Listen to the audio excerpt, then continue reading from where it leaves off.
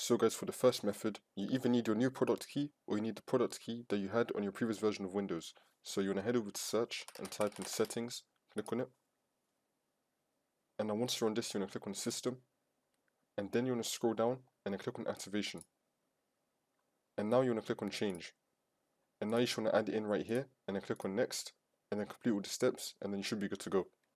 Now for the second method, you want to click on troubleshoot and then see if this will fix your problem.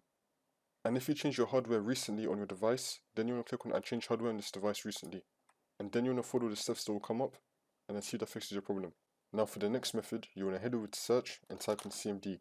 Then you want to run it as administrator. And then click on yes. Now once you're on this, you want to type in slmgr.vbs /ATO. Click on enter. And now you want to type in slmgr.vbs /DLI. Click on enter again. And then once you complete this method, you just want to restart your computer and then the problem should be fixed.